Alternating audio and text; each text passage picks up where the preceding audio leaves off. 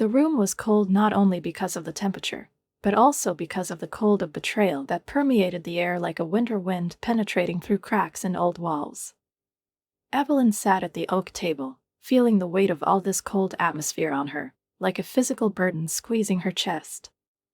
Her hands were shaking slightly, despite the fact that she was trying to keep them still, trying to hide her vulnerability. Her gaze wandered over the paper, unable to focus on one thing, while Mr. Thompson, tall and lean, with an expression as impassive as a stone statue, read out the will of her late father, Martin. His voice was even businesslike, as he read out word by word, but each of these words pierced into the soul, leaving behind a painful trace. All the property worth about $100 million will be inherited by David. These words sounded like a bolt from the blue. Evelyn involuntarily shifted her gaze to her brother. He was standing next to her, his eyes, greedily fixed on the document, did not hide the lust, like a predator catching prey. David, who had always seemed so alien to her, turned out to be the one who would now inherit everything that belonged to her father.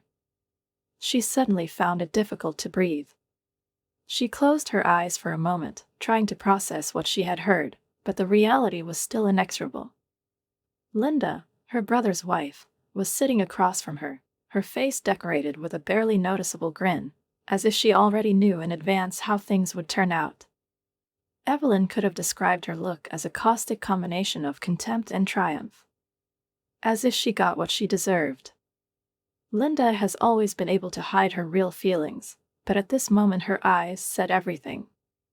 Suddenly, Evelyn felt her heart sink into the void. She involuntarily whispered to herself, more to hear her own voice than to anyone else, "How is this possible?" The will continued to sound, and the words became more and more distant, as if they had nothing to do with her. "Martin, your husband, will receive his share of the property, as agreed." Everything sounded like echoes of other people's lives, unrelated to her own existence. Evelyn felt her world falling apart, and her gaze froze on the will. The words became blurred, like a fog, blurring before her eyes, and a suffocating lump grew in her chest, ready to tear her from the inside. Martin, her husband, who was standing next to her, laughed, his laugh full of bitterness and sophisticated gloating. He looked up and said with obvious satisfaction, "Well, Evelyn, it's all settled. You already knew how it would end." His words pierced her soul like icy needles. She tried to gather her strength, but she couldn't. "Evelyn, your dramatic fantasies." Linda's voice sounded filled with false sympathy, like everything she had ever said. "It's such a shame, Evelyn, but we have to respect your father's wishes." The words cut into her like knives. She couldn't believe that her father, the one she had cared for so long, with whom she had gone through so many difficult moments, had really left her without everything. After all, he always said that her concern for him would not go unnoticed. But now she was sitting here like a beggar, empty-handed, and the only heir was David, who never bothered to even look at her unless something was needed from her worries. Martin chuckled as he saw Evelyn turn pale and her hands tremble. He did not hide his superiority. "You can invite a handwriting expert if you don't believe me," he said with a contemptuous smile. "But that won't change the facts." His words rang in her ears like icy bells. Evelyn couldn't hold back the tears that started to come to her eyes, but she pressed her lips together and tried to regain control. She was looking at the will, at her father's signature, which now seemed alien, as if he couldn't leave her at least something, even a small particle. She desperately tried to find some meaning in those words, but all she felt was destruction, its weight squeezing her chest.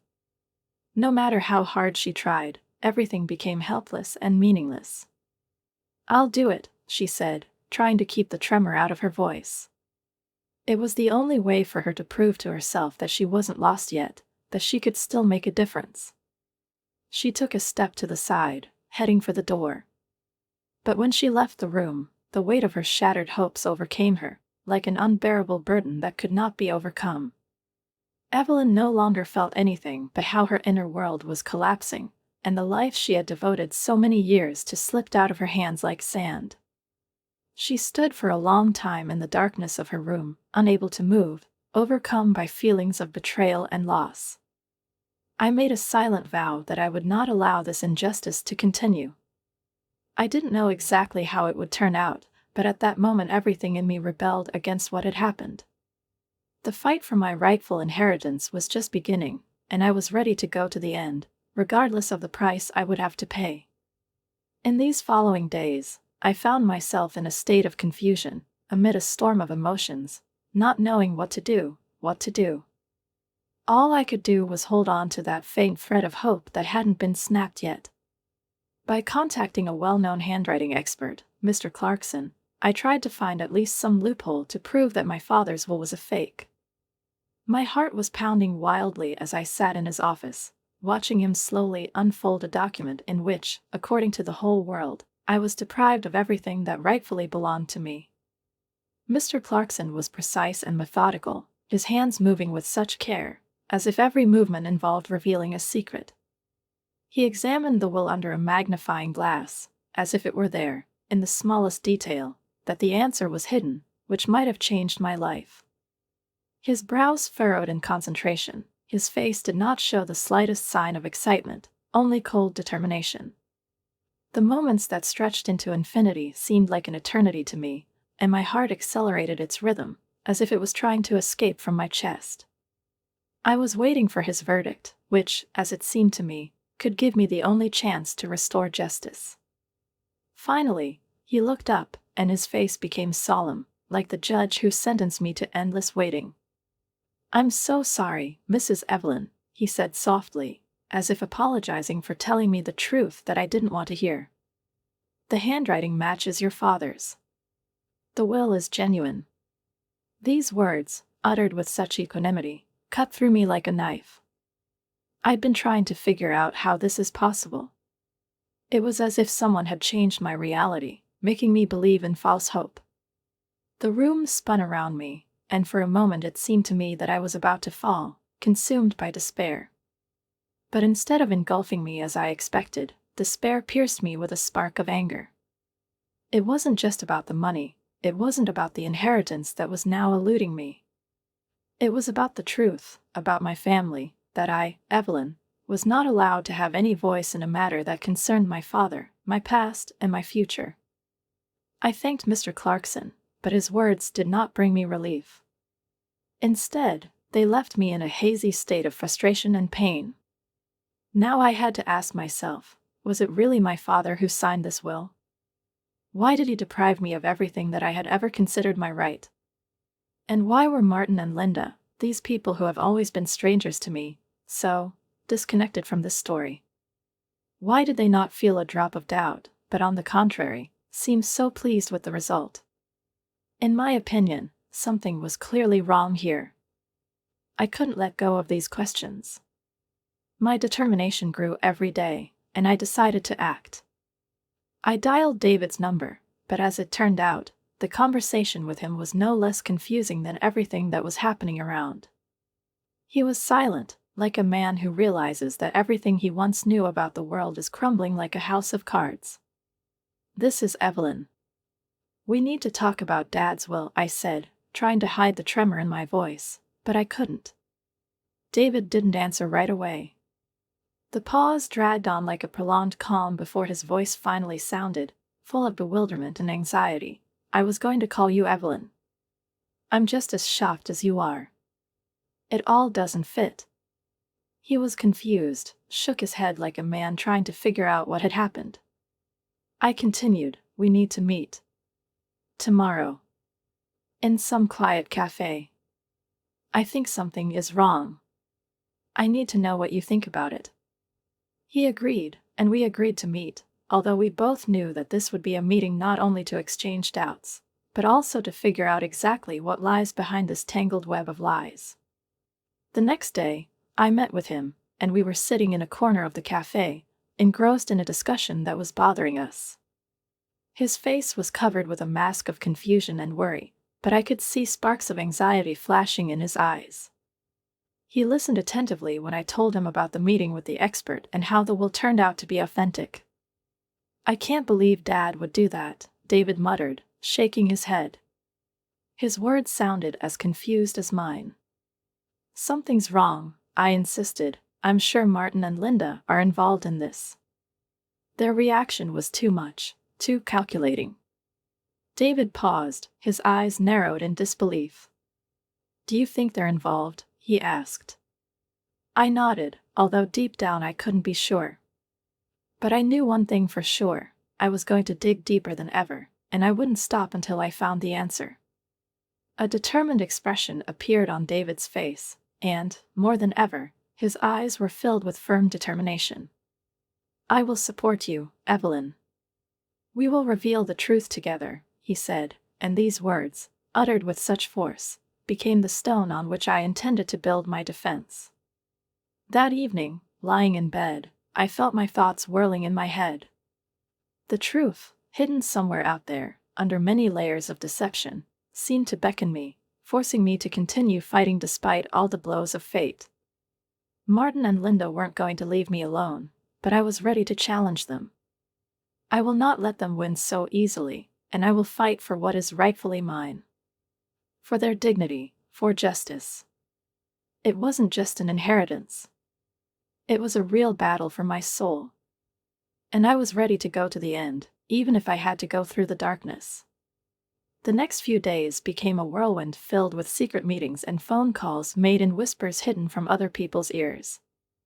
I felt more and more how the dark forces hidden in the family were beginning to seep out. David wasted no time hiring a private investigator, Mr. Green, to get into Linda's recent activities.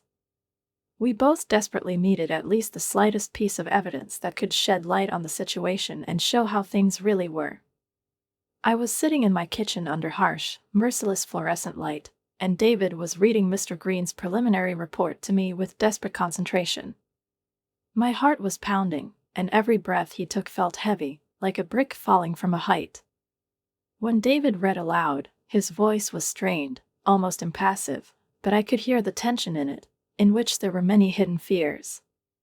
According to the report, Linda often secretly visited the law office downtown, he said, his brows furrowed with concern, and that's not all. My thoughts swirled in my head like a whirlpool, giving me no respite. I clenched my fists, trying to figure out what that might mean. She was seen with Martin several times outside of family gatherings, David continued, and I felt a chill run down my spine. Martin and Linda, what are they up to? What are these meetings that I never knew about hiding? Their actions became increasingly suspicious. The pieces of the puzzle that I was trying to put together began to slowly fall into place, but the image that appeared in front of me was terrible. I could feel fear and despair tightening in my heart. Martin and Linda were in a conspiracy, which meant they were deceiving me about the most intimate things. It wasn't just a betrayal, it was a real war, and it turns out I just joined it. My voice trembled with a mixture of fear and determination as I said, "David, this is impossible. I can't believe they could do that." But his eyes were steady, his gaze steadfast, as if he had already accepted this fact as inevitable. "We'll do it, Evelyn," he said, and his words settled like a stone in my mind. "But first we need more evidence. We can't overturn them too soon. This could backfire on us." He was right. I knew that I had to act strategically, and that if I was too hasty, I could lose everything. But the waiting in the unknown, was excruciating. Meanwhile, David advised me to take a step that I had been putting off for a long time and might not have wanted to take if circumstances had been different. "You need to claim your statutory share of the inheritance," he said. His words sounded like a whisper in the dark, like a call to action, and I felt a knot in my stomach. "You are still entitled to a portion of the estate, despite the fact that your father's will is legal." These words left a bitter taste in my mouth. The idea of accepting at least some of what I thought was rightfully mine was unpleasant and humiliating. But I couldn't deny that it was my right, and that it could give us more leverage in figuring out what was really going on. I clenched my fists, trying to figure out how this step could help me, and how it could change the course of this whole thing. The will that I couldn't accept was part of my life's disappointments. But now I understood that if I wanted to fight, if I wanted my life back, I would have to make tough decisions. And that was just the beginning. With a heavy heart, I agreed. I have claimed my right to a family home and land worth $10 million. It was far from the $50 million I had hoped for, but at that moment it was all I could do. That's all I had to do. A few days later, we finally told Martin and Linda about my decision. And their reaction was as cold and calculating as ever, as if they already expected me to make this move. "The decision has been made, Evelyn," Martin said, and his voice was full of contempt, almost indifference, as if he had just chosen what clothes to wear for a morning walk. "Don't create problems now," he added, his words as rude as ever. Linda, who was standing next to him, repeated his words, and her eyes sparkled with malice. She was clearly enjoying the moment, and her voice was full of mockery. "Really, Evelyn, you should be grateful for what you're getting." I felt my fists clench in response to their arrogance, their disdain, the fact that they spoke as if it was all their mercy. I was furious, but I knew that I had to play by their rules, that the most important thing right now was to keep my composure. My inner voice screamed for justice, but I had to endure their malicious smiles. I exhaled, trying to control my emotions, and answered firmly, although a storm was raging inside me, "Don't worry, I'll get what rightfully belongs to me." I turned and left the room, but their laughter, mocking, cruel, echoed behind me. And despite his painful cruelty, I felt my resolve grow stronger. I knew this was just the beginning. I will take revenge. And they will pay for their betrayal. The front lines were drawn, and I was ready to fight. In the days following our confrontation, I felt Martin and Linda's mocking glances at every step, as if they were trying to test how much I would break down. But I wasn't going to give in. I won't let them scare me, I won't let them strangle my spirit. David and I patiently bided our time while Mr. Green continued his investigation, trying to find at least some traces that could shed light on their intentions. And so, one rainy and foggy morning, David called me. His voice was trembling with suppressed excitement, which couldn't help but cause me to throb with anxiety. "Evelyn, you need to come. We've found something." I rushed to his house, my heart pounding in my chest as if it wanted to break out. David met me at the door, holding a thick folder in his hands. His eyes burned with a mixture of anger and triumph, and I couldn't figure out exactly what I was going to see. "Look at this," he said, laying out a series of documents on the dining table. And I froze. My eyes fell on one of my father's old wills, which I didn't even know about.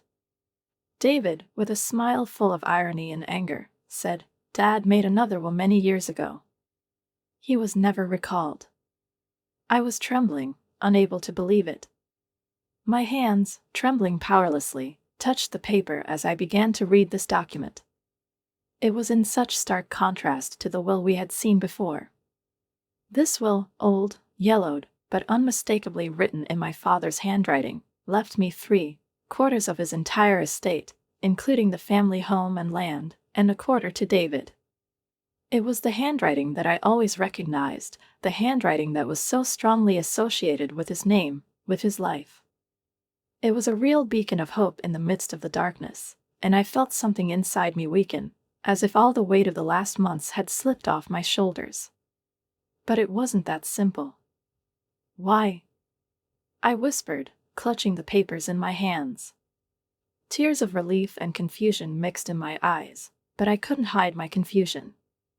What did it all mean? Why did my father leave this document? Where were his true intentions? David's jaw clenched as he studied my face intently. "I think Dad knew something could happen," David said, his voice low but filled with firm confidence. "He was protecting us." These words, so simple, hit me like lightning lighting up the dark sky.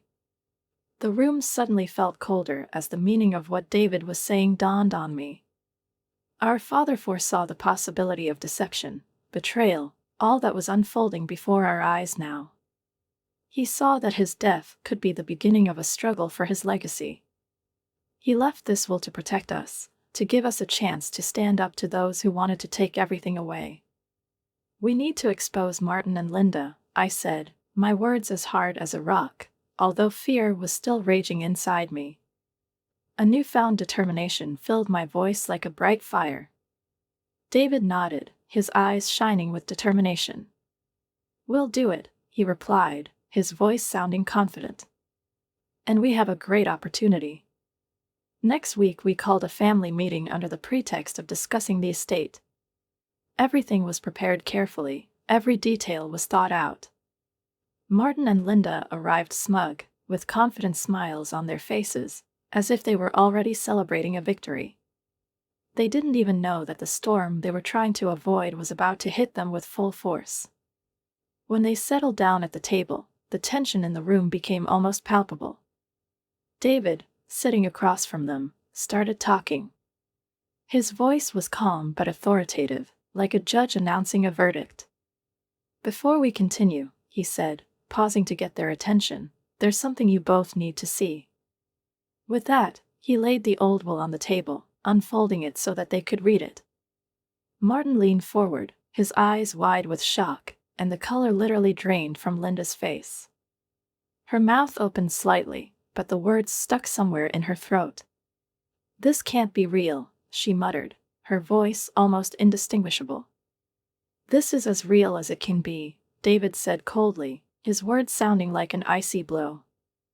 Martin turned purple with rage, his face contorted with anger. "You're trying to extort our rightful inheritance from us," he roared, glancing at me. I stood up, looking straight into his eyes. "No, Martin, you were trying to lure my inheritance away," I replied, my voice as hard as steel. "You and Linda. But now it's over." Linda couldn't help herself, her composure broke. Her voice rose sharply, filled with panic. "But the shares, the money, it should be ours." She screamed like a child who has lost her toy. David leaned forward, his voice as icy as the north wind.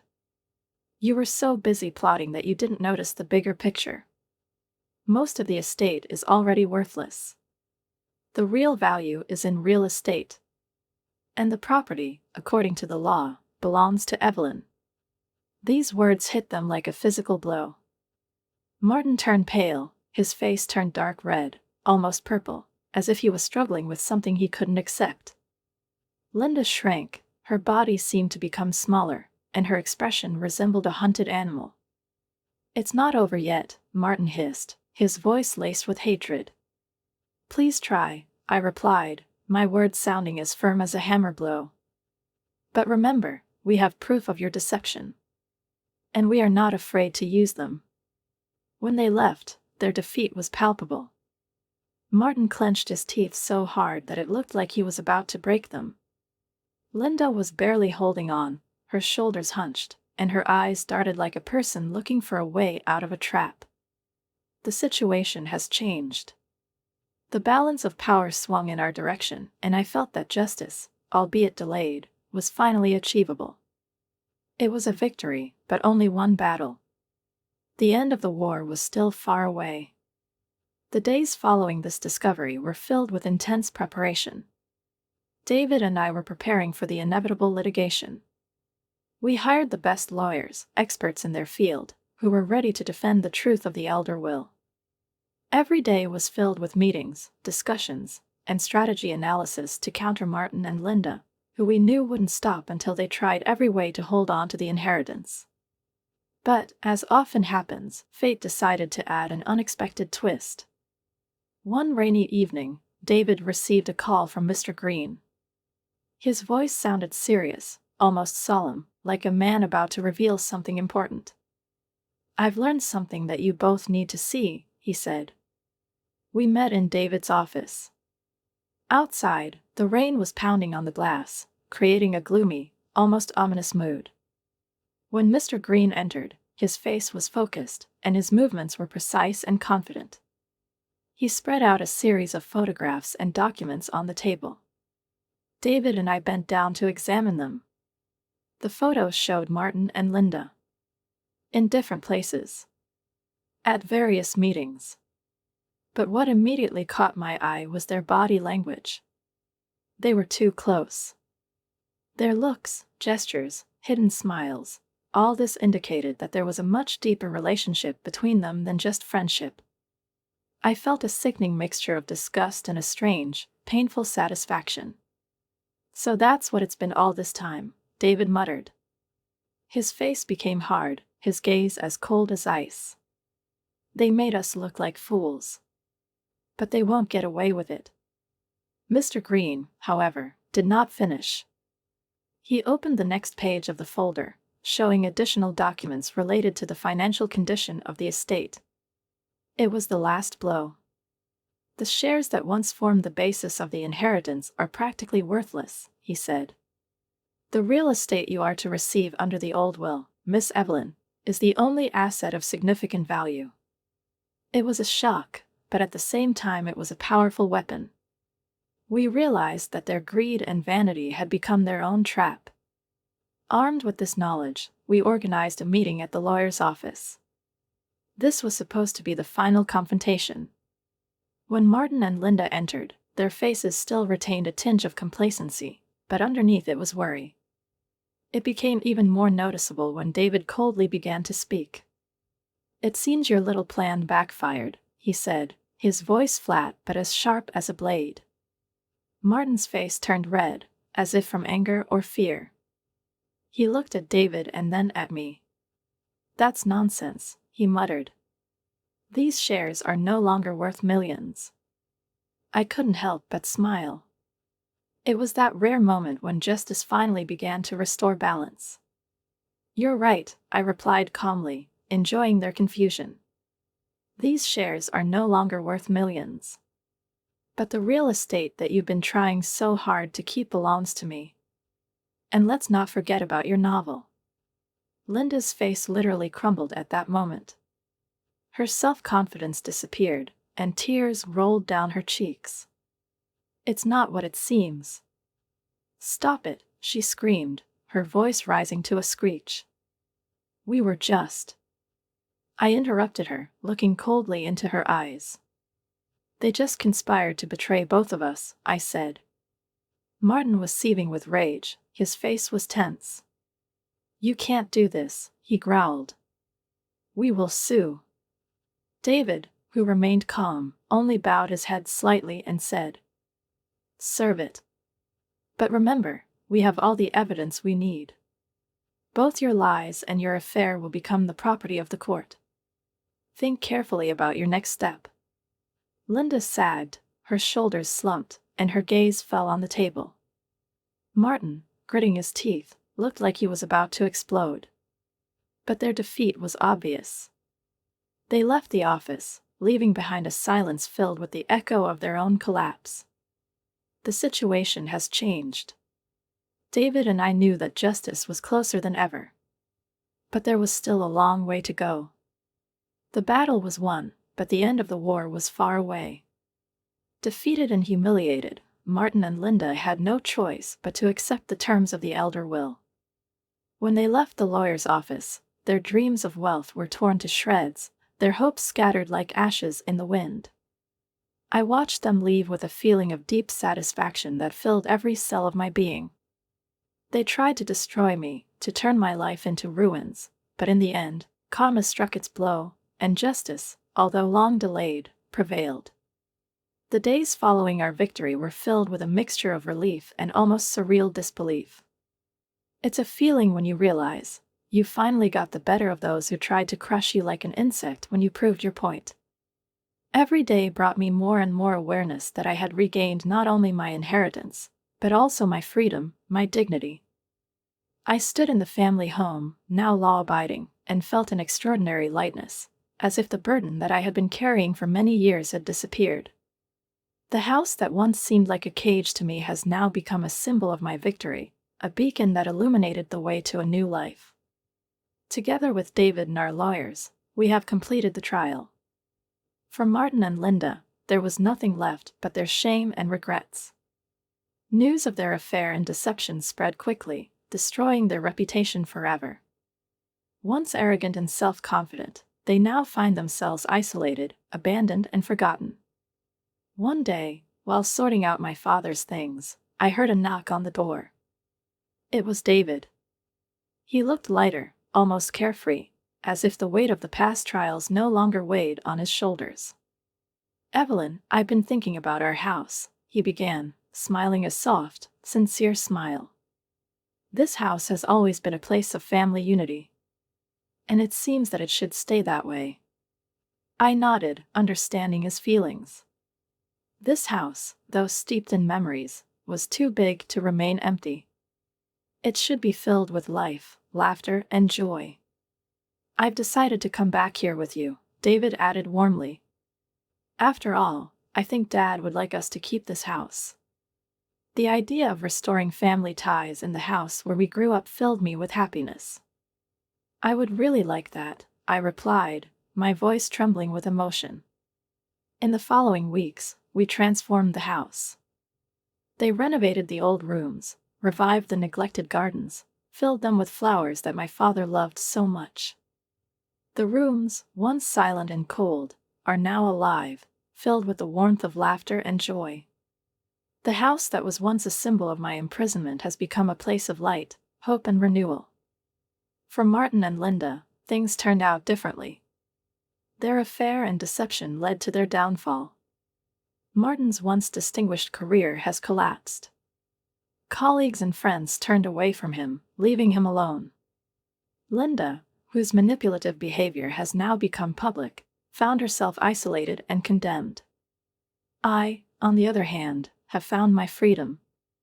The house became a center of activity, a place where neighbors and friends could gather to share the joy of life. I started holding social events, filling the house with light and laughter. Over time, I also started a small business, using my skills and experience to help women who faced similar struggles. My story, once filled with sadness and oppression, has now become a story of resilience, strength, and renewal. One evening I was sitting in the garden watching the sunset turn the sky orange and pink. I thought about the path I had to go through, the pain, the betrayal, the fight for justice. All of this has brought me to this moment of peace. I lost a lot, but in the end I gained something much more valuable: my freedom, my dignity, and the chance to start a new life. The darkness of my past was left behind, and the future lay ahead, bright and full of possibilities.